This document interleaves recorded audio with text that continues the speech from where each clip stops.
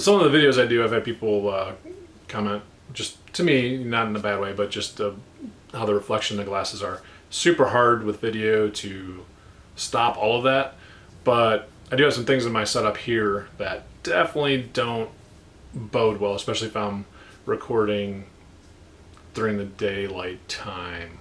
See this like window behind me, bright. If I can make that not bright, and it won't reflect as much. So basically you want to control the light source, where it is, what kind of angle it's on, make sure the angle doesn't reflect in the glasses, all that stuff. And I know kind of how to do all that stuff, but I just haven't had the time. So we're going to do a simple thing here. Basically we're going to hang some curtains. I got the blackout type curtains that we're going to do. I already have these blinds, but the blinds let a lot of light in. You still see it behind me, right? And I'm actually I look darker because of the light behind me. So going to throw up a real quick cheapo rod up here, and then going to test out those blackout curtains. I have like 20 bucks in it, right? So I'm gonna do that here. That'll allow me to pretty much under any light conditions control the light in the room, and I will place the artificial lights, wherever I want them to help reduce that glare, or position myself in a way that I don't have the glare. So I'll be more careful with that, pay more attention to it. It is distracting, but honestly it's not a huge deal, and people didn't make it a huge deal, but I can do a little bit better with it, and I just wanted to do that, and also show you how to throw up a curtain rod. It's really not that hard. So again, cheapo stuff, gonna roll into doing it and go from there. I'm just gonna have the camera here so you can kind of see. All right.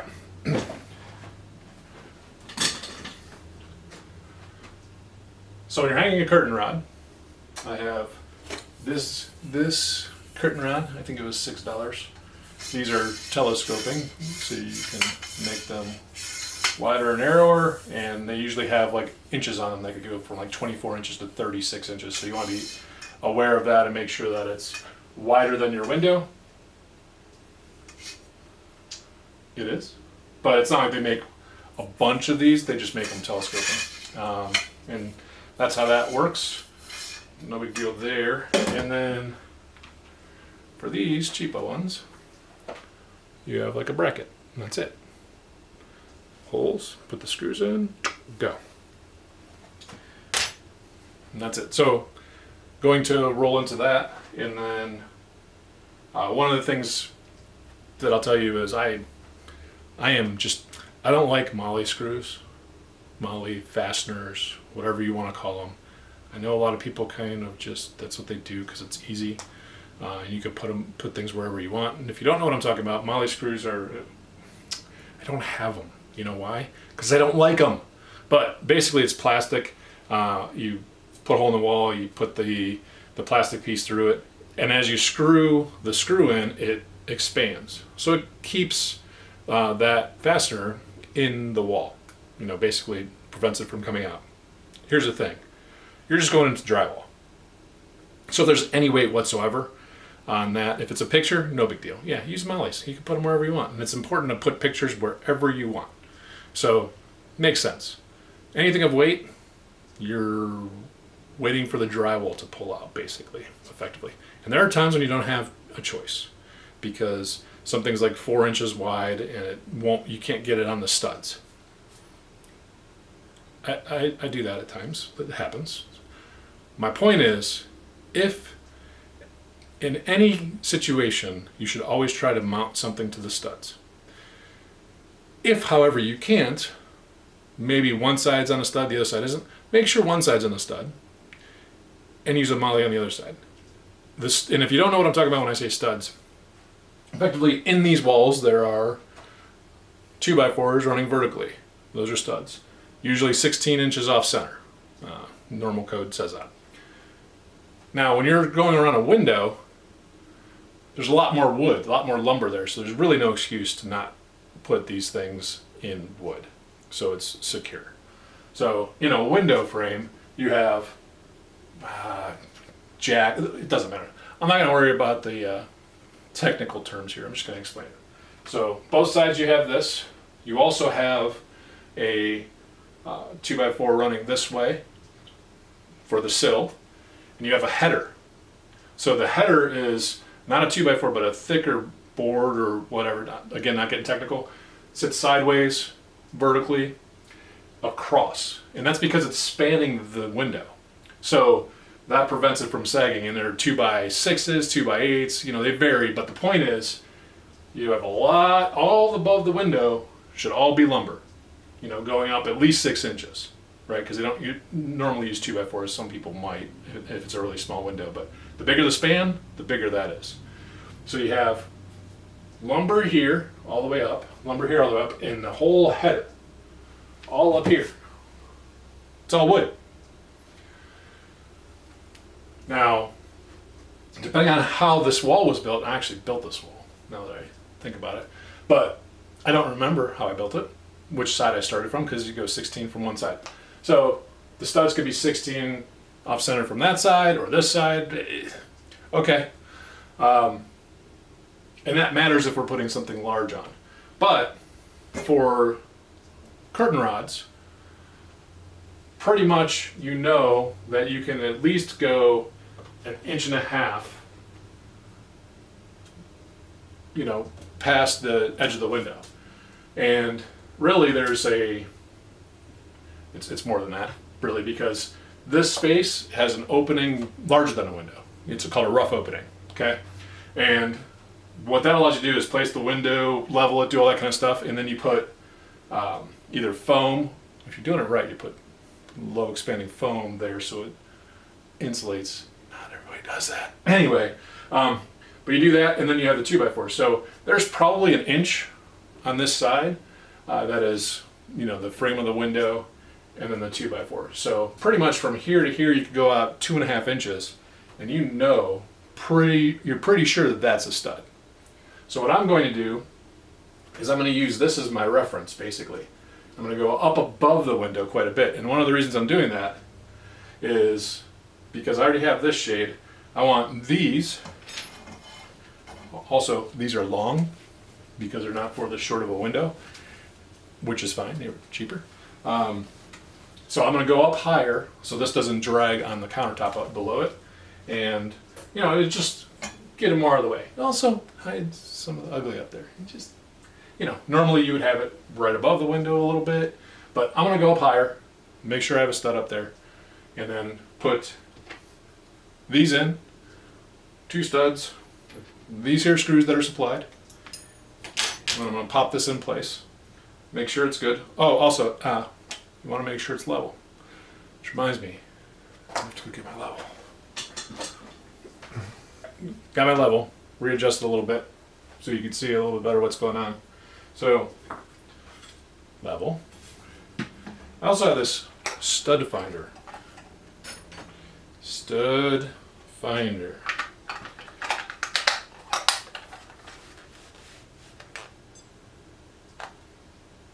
Not a stud. Anyway, okay. What this will do is it'll beep, and I'll show you the use of this. So I was talking about the 16 on centers earlier. Old school way to do this would be to find a stud with a little nail, like somewhere that you know is going to be hidden, or go from one wall and then measure off 16. You know, you have like a finishing nail, and you can hit it to find it, and then you can patch it up later, whatever. But stud finder saves a bunch of time, well worth the investment. Once you find one, can you measure off? Sure, but depending on where you're at, you might not have built the house or the office area, or just it's going to be different. So, well worth it. I want to say I paid like $15 for this thing. I don't know, not a lot of money, but if you're going to be hanging stuff to make sure it's in a stud, use one of these. So this is actually above a countertop. I know you can't see that. It's above a countertop, so I'm going to be kneeling on the countertop, and I do have a so I'm going to be kneeling on the countertop. Going to be a little bit awkward for me. Hopefully we'll be in a position where you can see everything. Yeah, let's get started.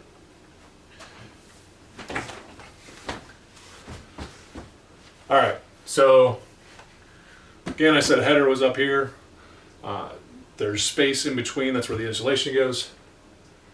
This here thing, what you do, you see me, hold the button in, let it kind of reset itself, and then you're gonna go over. As soon as you hear that beep, this one's nice, it lights up and it shows you, here's the edge.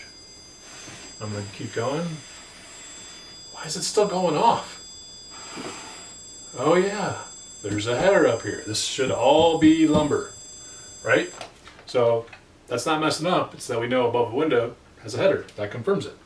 Now, if we do this over here, and by the way, how this works is it's basically sonar-ish, but basically it just looks for density on the other side of that drywall. So if it's looking at, like, let's say 3/4 of an inch depth or 1 inch depth, you know that's going to get through the drywall and anything that could be on the outside. If you're past that and something's thick and dense, that's a stud. That's really all these things do, but they're still really cool. All right, so let's go the other way and see how it works. There's a stud. So if I measure from here to here, it's probably 16, but windows, based on where they're at, they don't follow the rule of the 16 on center. It's where you want the window to go. And this window is pretty much centered in this wall from the outside looking in. So that's why that's one of the reasons that windows have all that framework, because you basically are building out a structure self-standing with this, and then wherever those 16 on center studs go, that's where they land from one side to the other. So it's not like you go 16 to here and then you go 16 to, that's just 16, every 16 from one end. And then the framing of the window is separate. Just wanted you to know that. All right, so let's see. So that's way over here. Interesting. What do we got over here?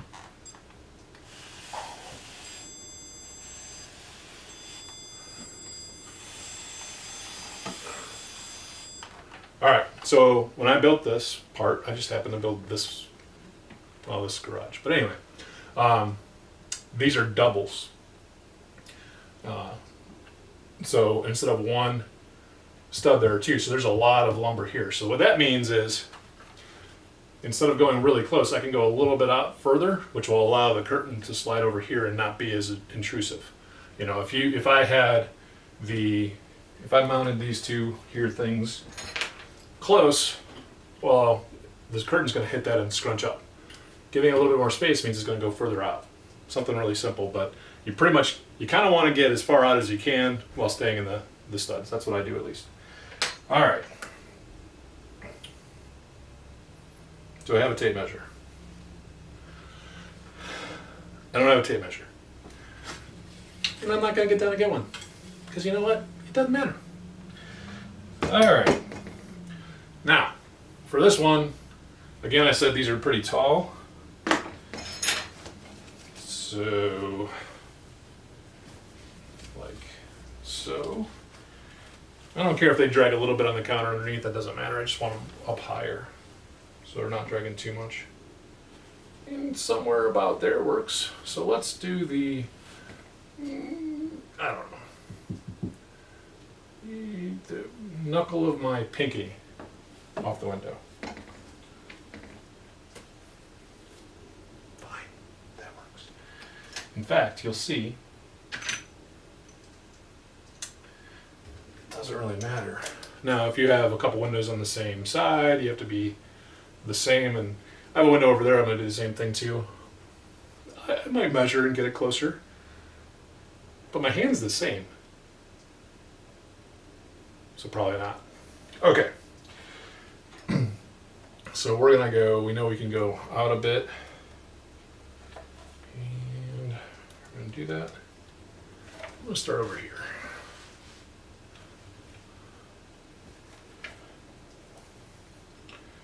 Put the bottom one in first, and I'm putting this all together so I could just put it in. So let's go, let's do this. Somewhere in there. Okay. That's perfect.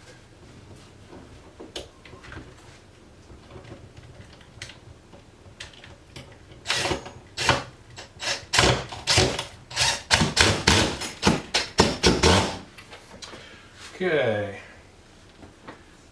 And I need to get, let's see here,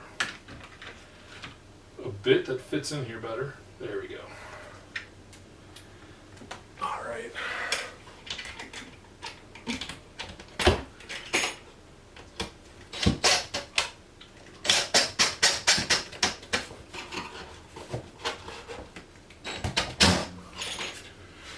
And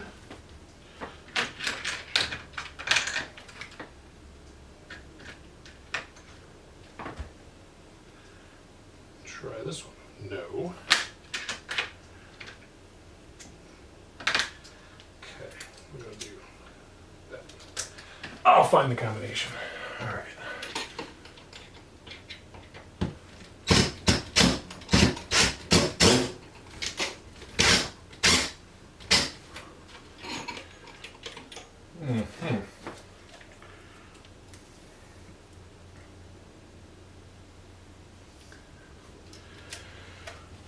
All right. Now, if I had the right tools, I would have like a small level to do it. Whatever. I could use my phone if I had it too, but I'm just gonna use that to plumb it.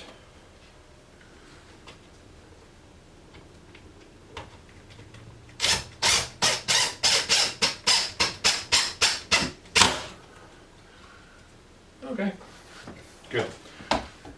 By the way, plumb, it's not what you eat.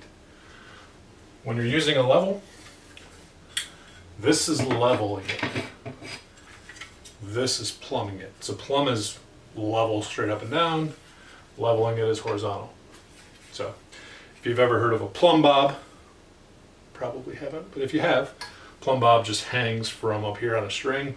It's weighted at the bottom, and that line, because strings can't be crooked when there's weight to them and going straight down. Use that and you can plumb as well. So anyway, I'm going to go one finger, this is highly technical, one finger outside.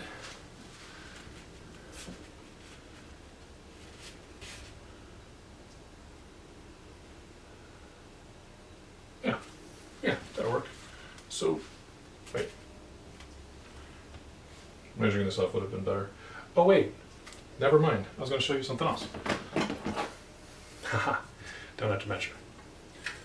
Set this one. So now I'm going to put the level on here. I'm going to put it underneath, right at where the bottom of the bracket is. And then I'm just going to go down. So this bubble here is in the center. And effectively, I'm just going to mark this line here. All right. Now we're in an office that's in a garage, so I don't really care about the line, but I could have done that smaller. Anyway, that's the height that I want the bottom of the bracket. I know it'll be level just going off of that. I don't have to put the level back up here. Just have to put the bracket up there. Now, I'll get that setup going. Again, I'm putting this in to the bottom of this because when you work alone, you have to know those tricks. And put this all the way up to where it'll be here. Yeah, looks like about a finger over.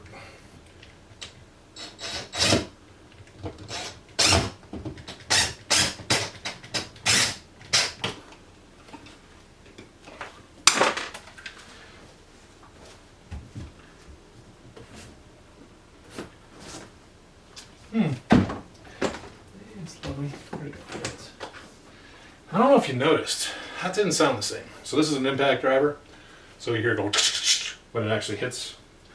It actually draws in toward the end because it gets harder to turn, and it just goes. Impact driver will almost like a little hammer in there, hitting it from the side to help the screw go in. Really awesome tool. But I didn't hear that. Which tells me somehow. And I don't know how. Oh, you know what might have happened? I might have gone in between, like in between two studs. So I'm just going to move this over a bit.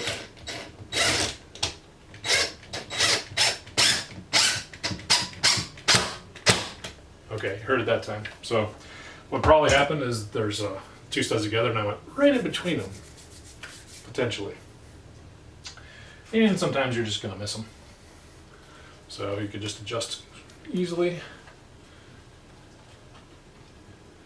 And use my eye level this time, my eye plumbing. Because again, these things are not complicated, they're not critical.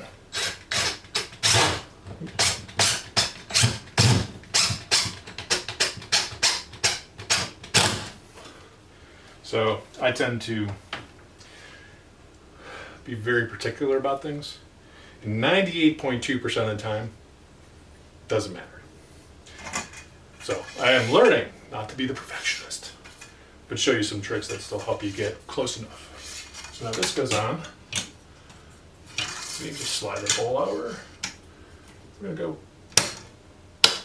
Ha! It's there. I don't like how it's $5. Again, rewinding you, particular, whatever. All right, but that's Nepsin. All right, so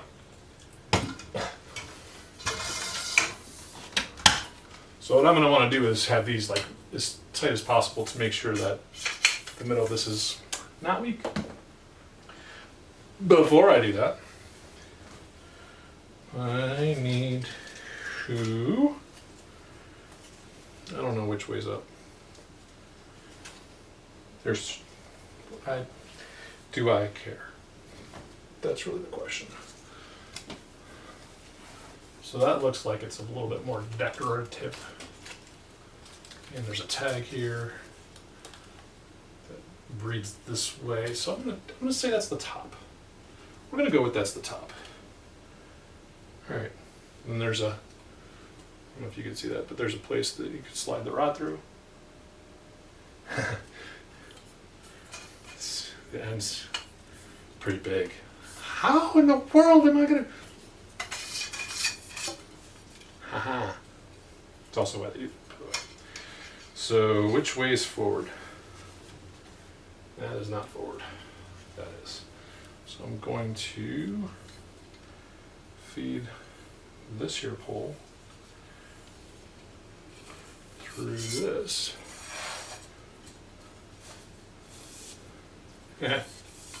Like so. And then I'm going to grab the other one. Try not to do it the wrong way. That would be the wrong way. And I need to, that's like that, so I need to put this one through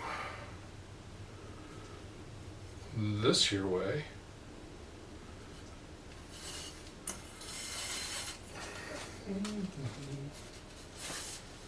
Scrunch it up. Okay, it's broken. All right, anyway, so now do that. And then what I want to do is have this as close as possible, because I want it to be as strong as it can be.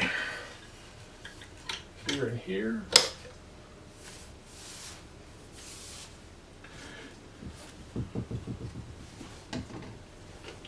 The curtain is on. Okay, I don't know why it does. Anywho, here is this. Move that out of the way. And then I can do this. I can do this. It drags just a little bit at the bottom, but actually that's good because it'll help hold that bottom in place. And you probably notice that you see me differently. I haven't changed. This has. Anyway, against a black background, but more importantly, no light. So whenever you have light in the back when you're videoing and taking a picture, not good unless you're going for like a silhouette effect and you don't want to see the details. It could be an artistic thing. But as a rule of thumb, always, always, always have light behind you when you're taking a picture and in the subject's face, whoever that subject is. curtain hanging 101, and also a little bit of video and picture information, because that's why we're doing this. But the same, this process is the same. Doesn't matter if it's in a large house, very expensive. The equipment's about the same. Like the quality's different, but concept's the same. Hangers. Make sure you're in studs, because guess what? You're hanging something heavy. This has weight to it.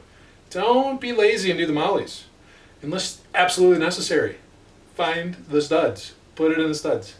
Actually, I have to go to my mom's house and fix her curtain rod, because you know why?